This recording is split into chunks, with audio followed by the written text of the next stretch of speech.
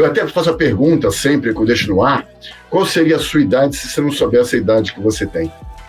Esse episódio da Você Está Contratado é patrocinado pela Top to You, mentoria de alto impacto para líderes e talentos.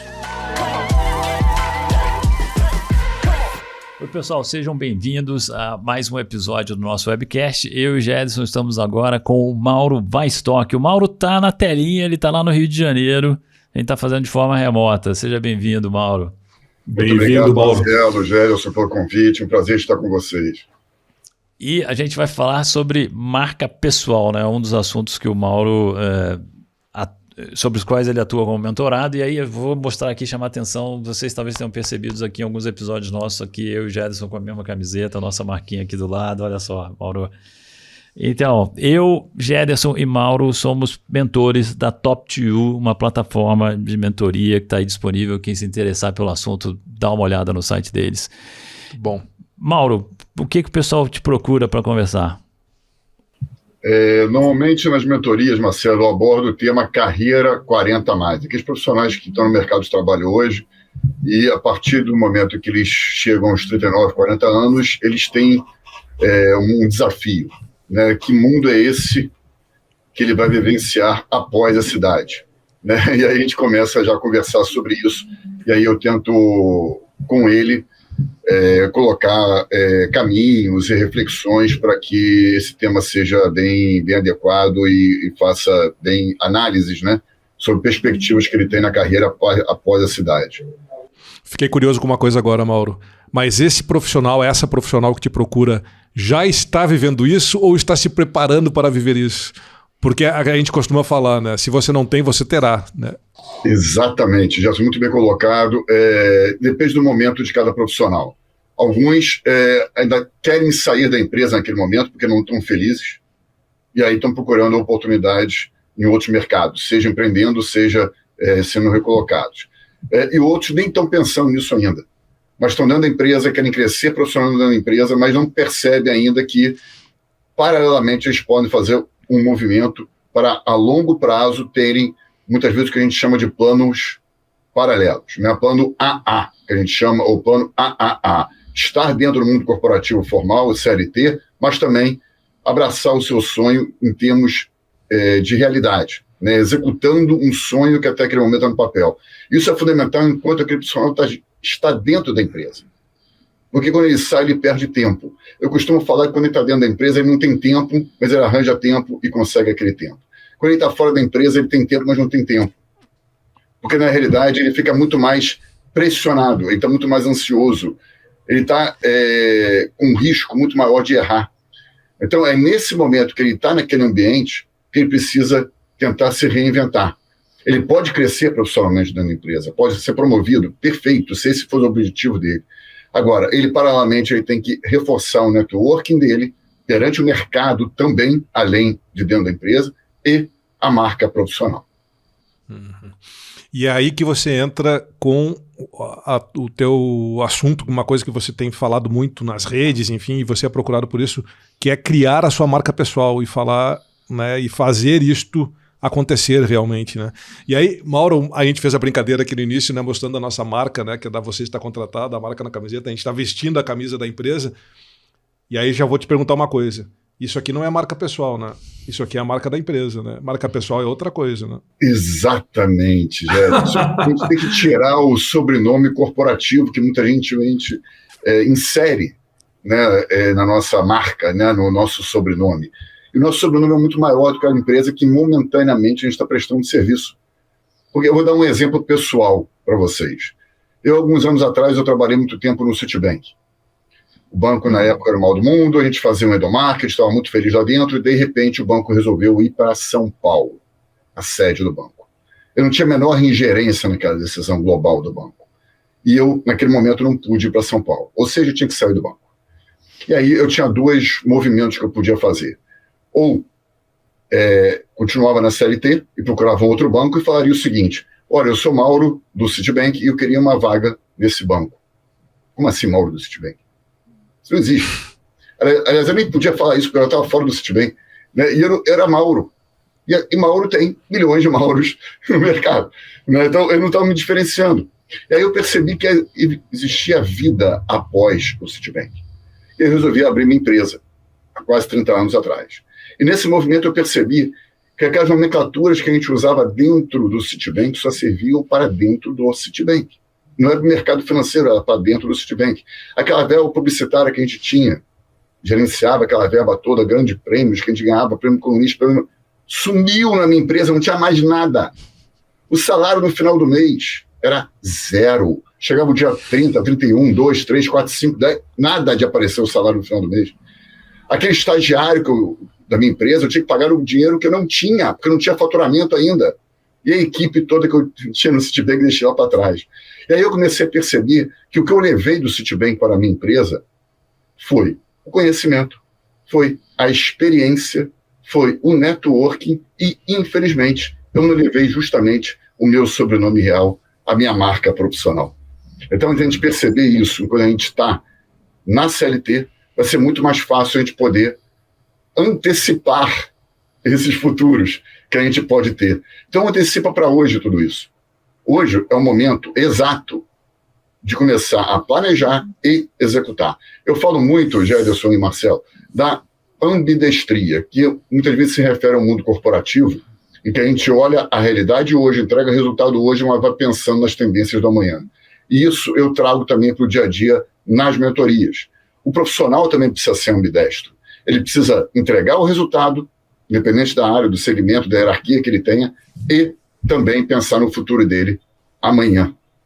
Quais são as tendências da área dele? Como ele pode se reinventar? Você falou agora, hoje é o melhor momento para começar qualquer coisa. Né? Então, hoje, né? O agora. Não tem o esperar o melhor momento. Né, Mauro? Perfeito. Não vamos esperar até segunda-feira. Eu como sim segunda-feira para começar. Né? A gente não pode fazer esse movimento de ficar esperando e mesmo terceirizando pelos outros. Porque a economia está isso, porque choveu, porque a internet está ruim, porque as redes sociais... Para de colocar a responsabilidade nos outros, nas outras coisas que estão acontecendo. Vamos assumir para o hoje. O hoje e a gente é fundamental. A gente fala muito de procrastinar, né? Aí tá um belo exemplo, né? Do tipo, cara, não deixa isso para semana que vem, deixa isso para depois das férias, deixa isso para ano que vem. Vou começar a cuidar disso, por isso que eu te perguntei, vou começar a cuidar disso quando eu fizer 40 anos. Hoje eu tenho 32, eu não preciso me preocupar com isso. Exatamente. Então... E aí vem o seguinte, se esse profissional está feliz dentro daquela empresa, ele fica protelando isso. E fica, não, eu estou planejando aquele plano, estou planejando, porque eu, em algum momento, daqui a 1 ano, daqui a 10 anos, daqui a 100 anos, eu tenho tempo, né, para planejar. Só que se esse movimento acontecer, como aconteceu comigo lá no passado, de um dia para outro tem que sair do banco, como é que fica isso? Quem você é nesse mercado? Qual é o teu sobrenome real? Porque essa camisa que você mencionou, Gederson Marcelo, essa camisa que você está vestindo hoje, né? O que acontece na hora que você sai da tua empresa, você tem que... Claro, sua empresa não fortuna, evidentemente. Você tem que pegar essa camisa e devolver para a empresa. A camisa não é sua. E aí a pergunta que fica é, que camisa você vai estar usando por baixo daquela? Que camisa você está usando nos momentos que você não está vestindo aquela camisa? Você vai estar sem camisa no mercado? Quem você é nesse mercado? Vão te pegar sem roupa, né? Esse devolver a camisa é cruel, né? É cruel para algumas pessoas. Eu tenho que devolver a camisa. Junto com a camisa vem a chave do carro, né, a secretária, plano e todos de saúde, os amenities, né? Outra coisa que você falou e que me chamou a atenção, Mauro, você chamou de plano A. Não, desculpa. Você chamou. Plano A, obviamente, é aquele que a gente se dedica. Você chamou do AA ou AAA, né? O AAA. Por que você fala isso em vez de plano B de bola? Porque o plano B é um plano que a gente coloca em segundo plano. Né? Plano B vem depois do plano A. E eu considero que o plano tem que ser paralelo. Então, eu vou dar outro exemplo. Vocês falaram de mentoria, né? É tão bacana, porque na mentoria a gente troca, né, com o mentorado, né? A gente vai absorvendo conhecimentos e, por outro lado, a gente também vai tentando contribuir para o dia a dia que ele está naquele momento. E uma vez eu falei exatamente sobre isso, Marcelo. O plano AA para uma mentorada. E ela é executiva de vendas de uma grande empresa. E aí, na hora que eu falei isso, ela falou: eu já criei um e-commerce. O e-commerce que eu tenho com a minha filha, que tem 15 anos. A minha filha vai estar nos horários que ela não tem escola, e eu vou evoluindo com o e-commerce com sacrifício, naturalmente, no tempo que eu não tenho hoje, acho que eu arranjo esse tempo, né? E aí eu perguntei: sim, excelente. Então, qual é o teu dilema, efetivamente? Meu dilema é que o meu e-commerce está gerando para mim praticamente o meu salário que eu tenho na empresa. E eu saio ou não saio? E aí, como a gente não responde, né, como mentor, a gente não pode dar caminhos, né, e falar vai para cá ou vai para lá, ela mesma respondeu: eu vou permanecer na empresa, aqui eu tenho benefícios, aqui eu tenho um plano de saúde, aqui eu tenho um salário no final do mês, e vou tocando. É claro que o e-commerce não vai me render o que eu poderia, né, duplicar, triplicar, tal, mas é o plano AA que ela tem. E aí ela resolveu tomar essa decisão. Isso se encaixa muito na tua vida, né, Mauro? Porque você também equilibra vários pratinhos, né? Por exemplo, você é top voice do LinkedIn, além de vários outros reconhecimentos, né? E você tem um jornal, chama-se Aleph, não é isso? E você presta consultoria, e você é mentor, e você lidera o Hub 40+. O que mais que eu estou esquecendo aqui? Conselheiro, palestrante, creator do LinkedIn. Bom, eu não sei, Mauro, mas nas últimas 24 horas tu deve ter recebido alguma premiação que a gente não está sabendo, que não deu tempo, mas toda hora Mauro vem em estoque. E eu não sei, o Marcelo tá elaborando, eu vou deixar ele perguntar e depois eu vou te perguntar outra coisa. Ou já... Como é que você... Então, isso é isso, o plano AA e o plano AA, você tem várias dessas coisas acontecendo simultaneamente. Então, como é que você se dedica a tantas coisas aparentemente distintas? Maravilha, Marcelo. Eu acho que tem duas palavras que vão talvez resumir a atuação. A primeira é a experiência.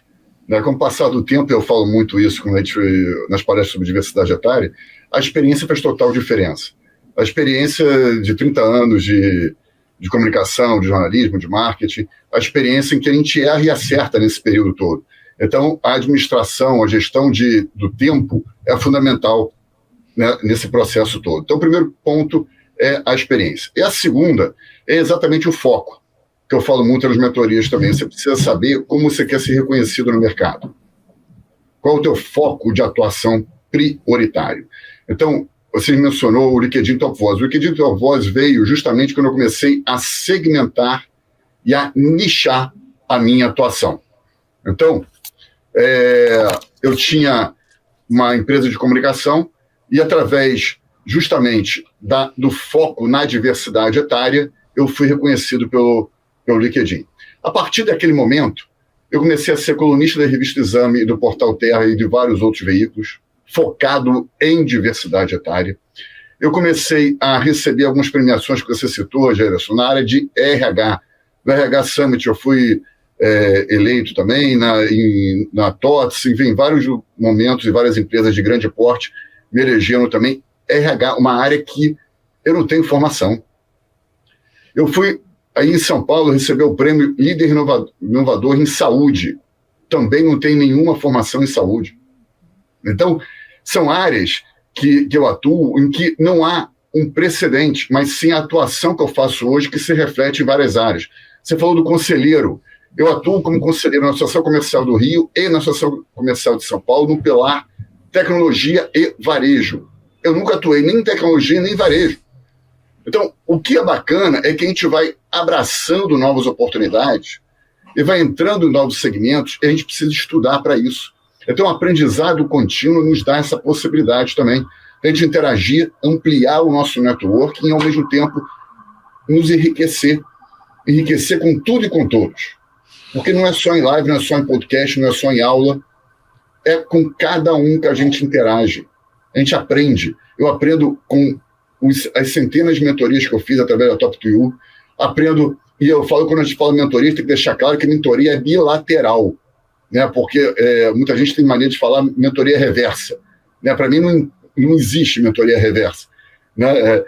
A mentoria tem que ser dos dois lados, ela tem que contribuir para os dois lados e acrescenta realmente para quem está mentorando e é o mentorado naquele momento, que pode ser invertido depois.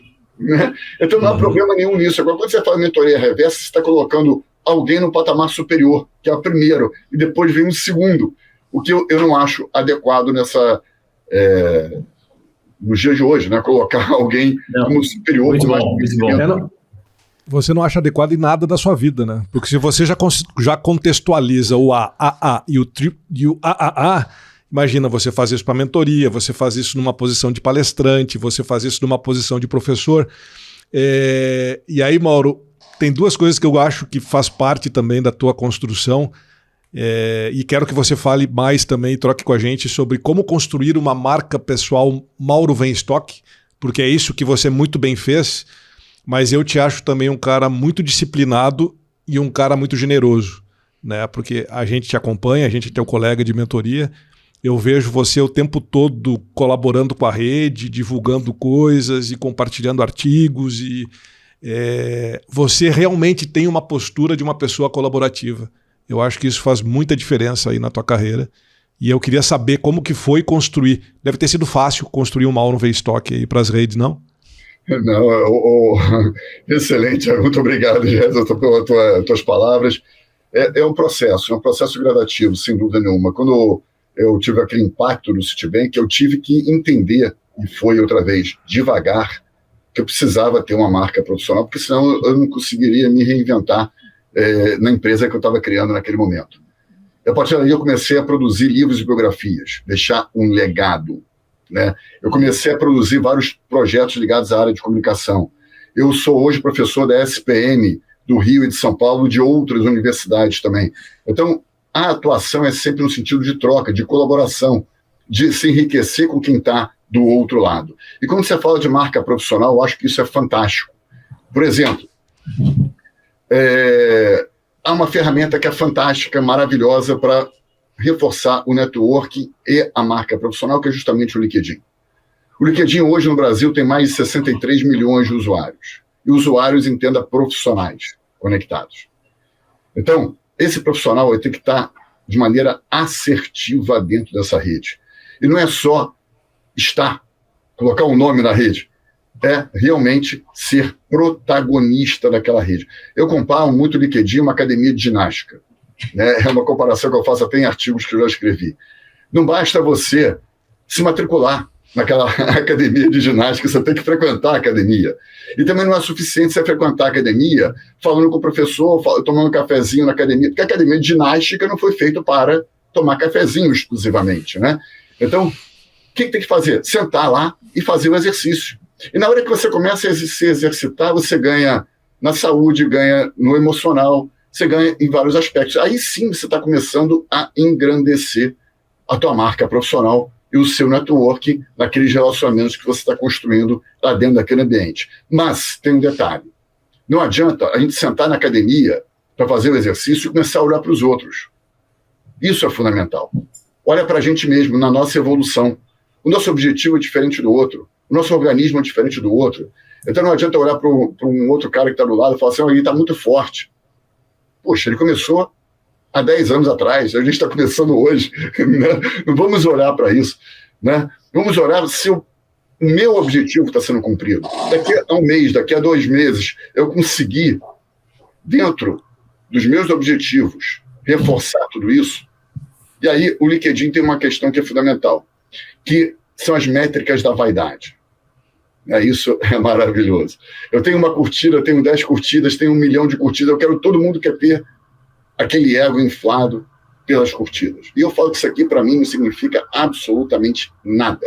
Tem 2 aspectos no LinkedIn que são mais importantes do que esse, na minha avaliação. A primeira é se aquele resultado efetivo está sendo cumprido. Você está evoluindo com aquilo? Você está recebendo proposta?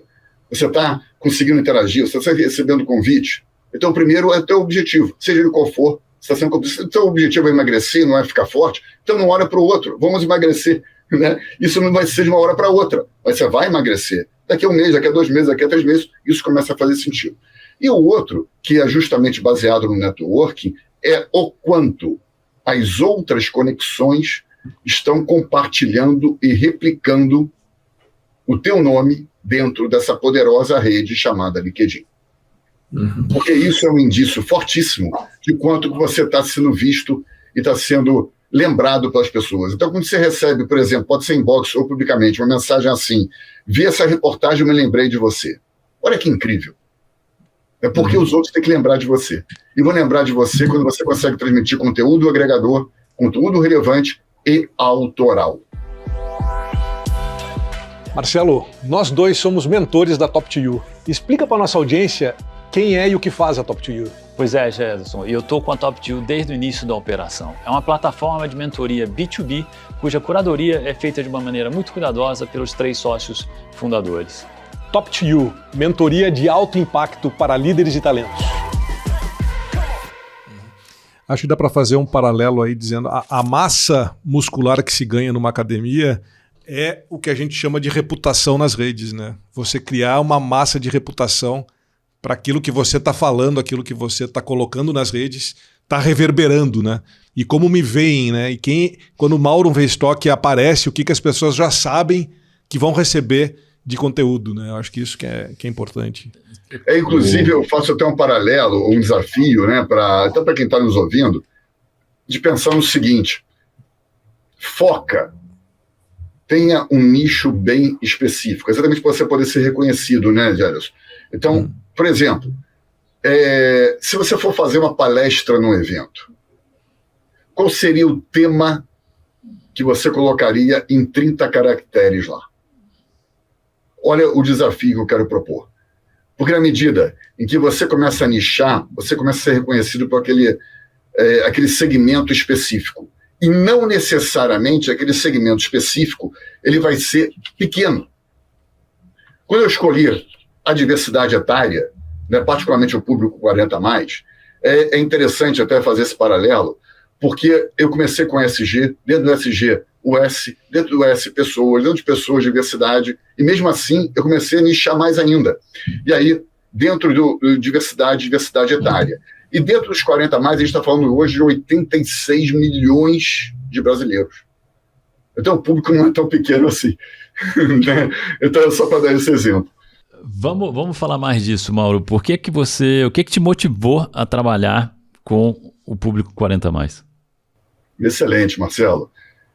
Primeiro, lá atrás, há 30 anos, eu já lidava com esse tipo de público, na medida em que eu produzia e publicava biografias. E através da biografia você consegue deixar um legado. E aí eu comecei a perceber que o legado não é aquilo que a gente deixa simplesmente para as pessoas, é o que a gente deixa nas pessoas. Isso faz total diferença.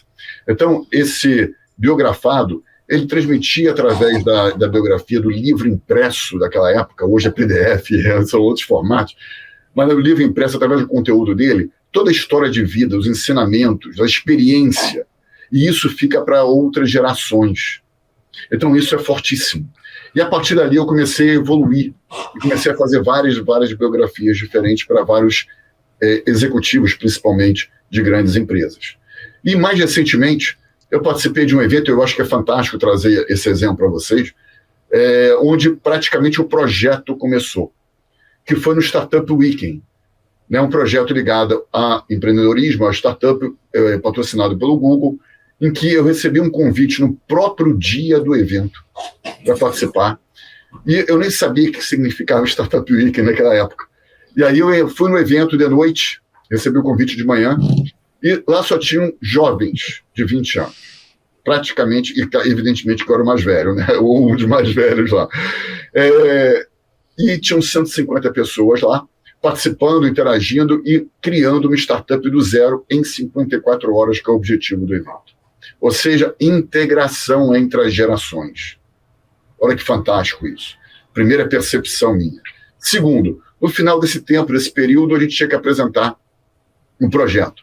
E o projeto do meu grupo foi exatamente uma solução para tirar as pessoas do sedentarismo, sobretudo aqueles que tinham acima de 70, 80 anos, seja o sedentarismo físico, seja o mental. Mauro, o teu grupo eram pessoas que você não conhecia até aquele momento, né? E todos com metade da tua idade, provavelmente. Exatamente. Metade da minha idade e que eu não conhecia ninguém das 150 pessoas. Porque a gente forma grupos aleatórios. E eles também não se conheciam, né? Era todo mundo novo. Né? Exatamente, praticamente ninguém se conhecia lá dentro.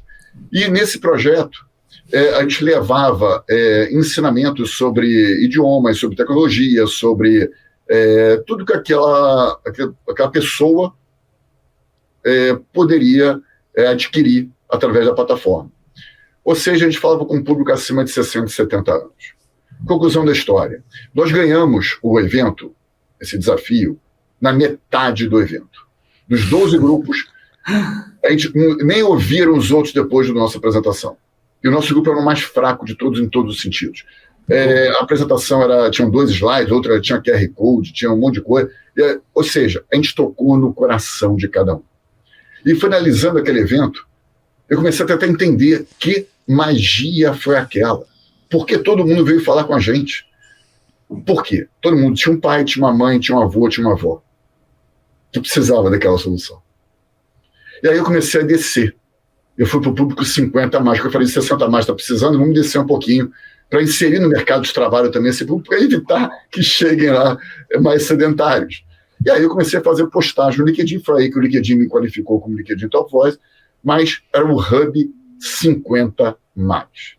Na mesma semana, eu comecei a perceber, pelo retorno dos comentários no LinkedIn, que tinha muito público entre 40 e 50 anos que estava fora do mercado.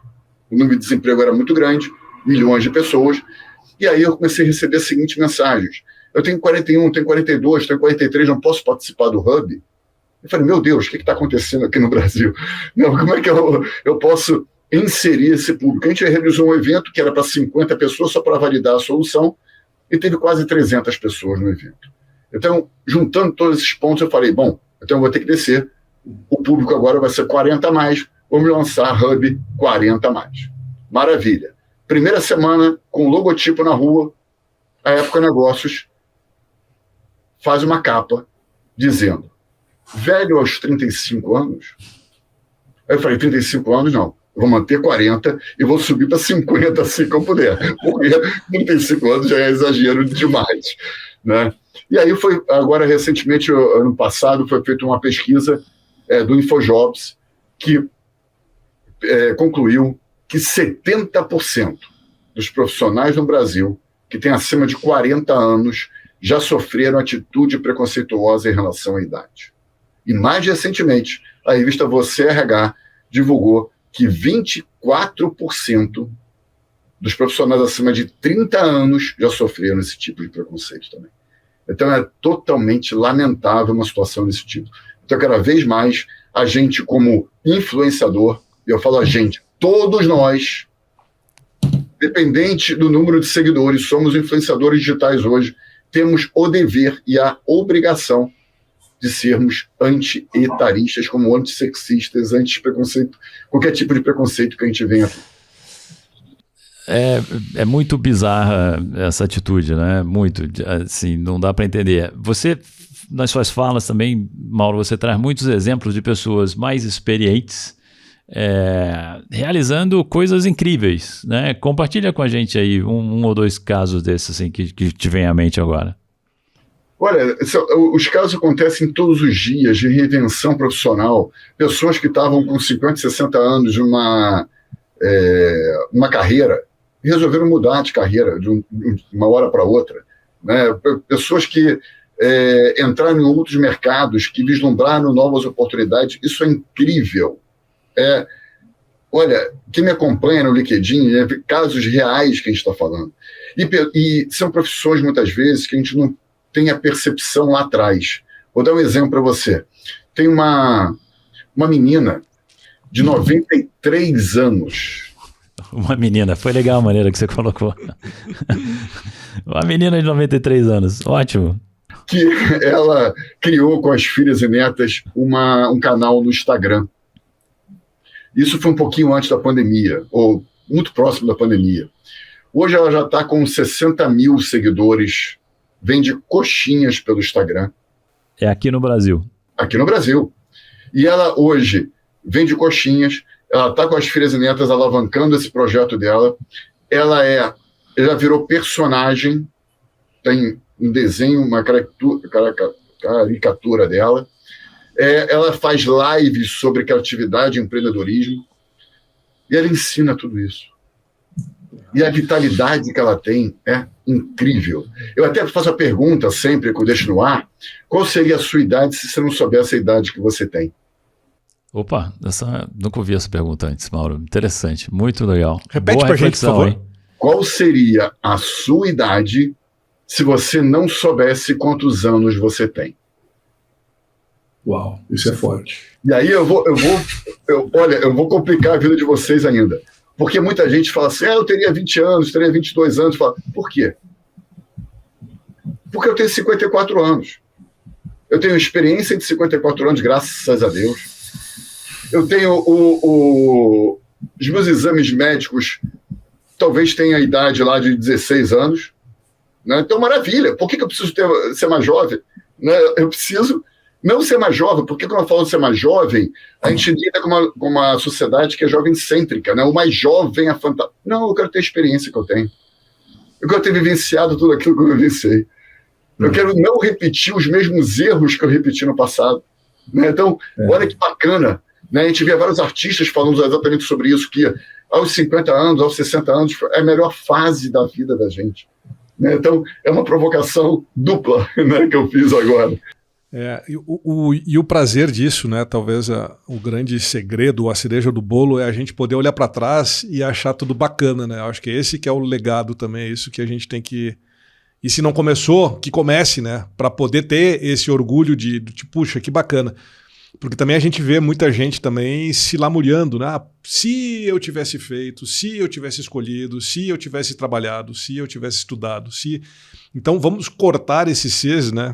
E vamos começar a fazer já hoje, isso que a gente falou já aqui nesse episódio, que começa agora, né? Tipo, você que está nos escutando e assistindo esse episódio e tem alguma coisa te incomodando, vai atrás desse incômodo e coloca em prática, né? Começa a construir já, né? A gente ouviu uma mensagem parecida do Cadu Lemos também, Mauro, que também é mentor, né, da Top to You. Ele falou do agora, aproveite o agora, né? No momento aproveite presente. Mais, né? Curta mais esse momento, em vez de olhar para o passado ou ter ansiedade projetando o que será o futuro. Perfeito. E tem dois aspectos que vocês colocaram para mim são muito, muito bacanas. O primeiro é o autoconhecimento, né, Jade, que você mencionou agora. Né? A gente tem que olhar para trás e ver quanto que a gente é valioso perante o mercado. Né? O quanto que a gente construiu até hoje, né? E quanto isso não vale para o mercado. Né? A gente passou por um mundo que não existia internet, a adaptabilidade, aí, a inteligência emocional, o respeito, a credibilidade, o network, a marca profissional, tudo isso faz parte desse universo aí que a gente construiu. A gente construiu. Foram os outros que construíram para a gente. Foi a gente que teve essa capacidade. E o nosso potencial é imenso lá para frente. Né? E trazer hoje, como você mencionou agora, Marcelo, bem bacana, o Cadu fala também, trazer a felicidade para o nosso dia a dia.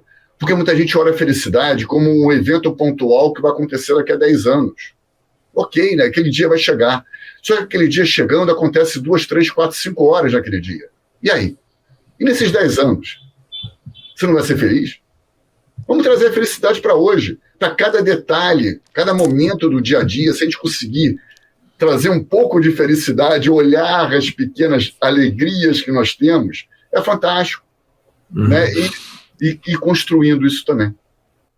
Mauro, sabe agora voltando ao exemplo que você deu da Startup Week, né?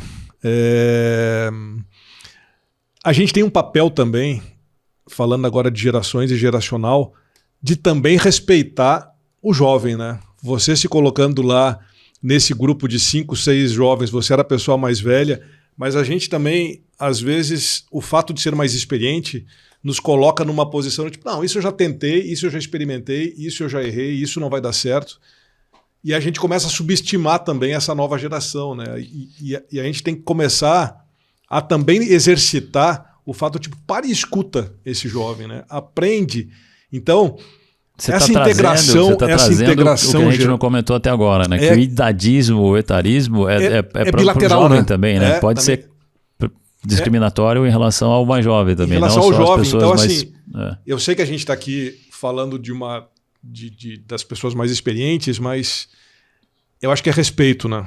É respeito com aquilo que se viveu ou ainda não se viveu, né? E saber e ouvir e prestar atenção nessa relação que a gente precisa saber para ter esse mundo mais colaborativo, como você muito bem coloca, né? E muito, muito bem vive, Mauro.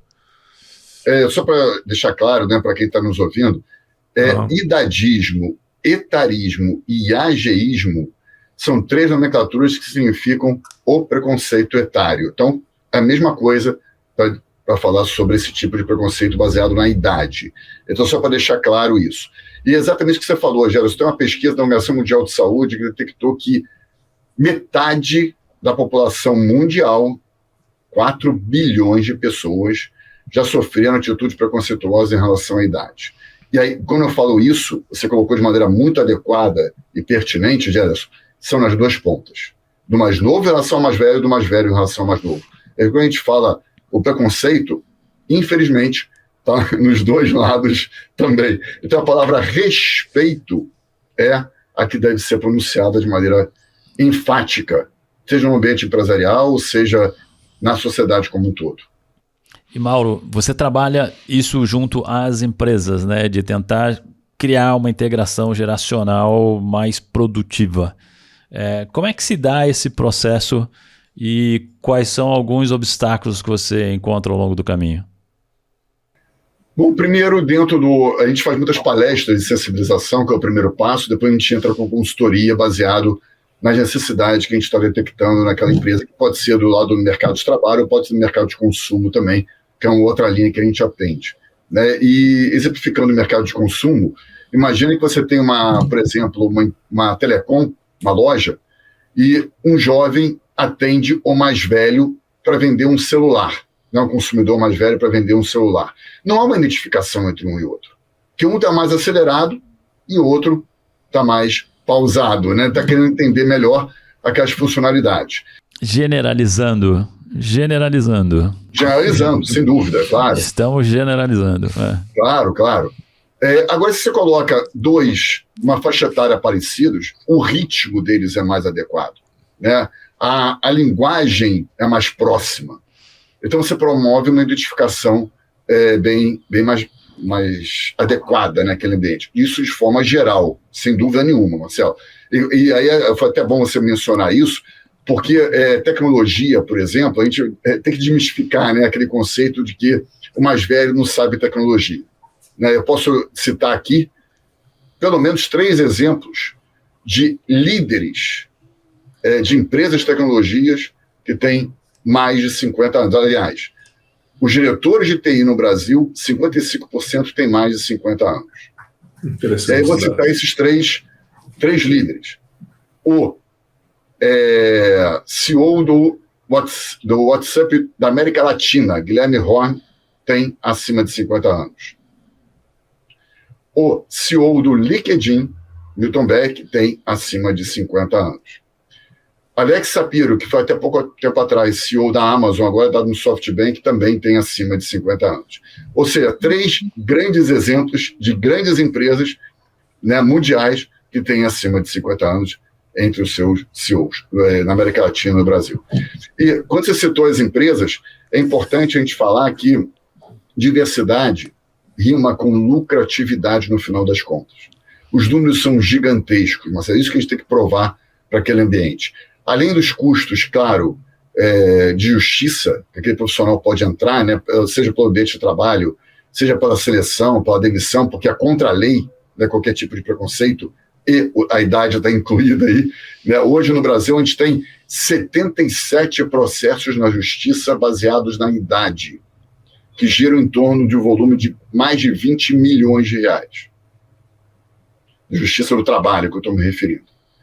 E, em termos globais, nos Estados Unidos, por exemplo, a perda de produtividade em um ano é estimada, em 2050, lá nos Estados Unidos, em 3,9 bilhões de dólares no preconceito de idade. Então, os números são muito grandes. E se a gente conseguir amenizar tudo isso, a gente vai trazer um ambiente muito mais adequado para o trabalho profissional, o clima da organização vai ficar muito mais leve, com a maior contribuição de cada uma das idades, cada uma vai trazer o que tem de mais relevante. E essa troca é fundamental para a inovação, para a criatividade, para o resultado financeiro no final das contas. Mauro, vamos fechar aqui com alguma recomendação tua para o público de leitura, podcast, algum vídeo, algum filme, alguma coisa que você considera que seja inspiradora, que vale a pena a gente dar uma olhada. Bom, podcast Você Está Contratado. Mauro. Mandou bem, Mauro, mandou bem. Não tem como, tá no primeiro do top e vai continuar com o primeiro sempre aí, no coração, na mente e no conteúdo de todos nós. Apresentado pelos dois fantásticos Gederson e Marcelo. O livro, eu recomendo um livro de um mentor da Top2U, o Marco Antônio Vieira Soto, que é um querido e um profissional exemplar. Ele é head de estratégia hoje do grupo Dreamings, que é responsável pelo Rock in Rio. Ele tem acima de 60 anos, eu não vou falar a idade certa dele, senão ele me mata, mas ele tem mais de 60 anos, e ele escreveu um livro chamado Manual do Novo Velho. E, na realidade, ele mostra que esse novo velho é muito mais novo do que velho. E, na realidade, pegando essa terminologia, a gente não quer ser velho, a gente quer envelhecer. O que é uma coisa totalmente diferente da outra, porque a gente envelhece todos os dias, independente da nossa idade. E ser velho já é uma outra conotação. Então, esse aqui E, claro, em termos de filme, eu vou me repetir, mas O Senhor Estagiário, evidentemente, que é o clássico, que eu não posso deixar de informar, mas quem quiser, é só me abordar. Tem muitos e muitos outros filmes e séries que a gente pode recomendar sobre esse tema. Boa. Quem quiser falar com o Mauro, procura por ele no LinkedIn, tá sempre lá disponível, feliz da vida de colaborar, pessoal. Então... Muito bom. Boa. Mauro, sempre um prazer estar, mesmo que de forma remota, na sua companhia. É um aprendizado contínuo, lifelong learning na veia, te ter aí na nossa rede. Obrigado pela tua disponibilidade. É isso aí. Obrigado. Obrigado, Mauro. Valeu. Obrigado a vocês pelo convite. Para mim é um privilégio estar no programa, que eu admiro muito. E fico à disposição de toda a audiência aí, que é incrível aí. Muito obrigado. Quem quiser bater um papo com o Mauro, procura por ele no LinkedIn ou entra na plataforma da Top2U e busca lá pelo nome dele também. Valeu! Esse episódio da Você Está Contratado foi patrocinado pela Top2U, mentoria de alto impacto para líderes e talentos.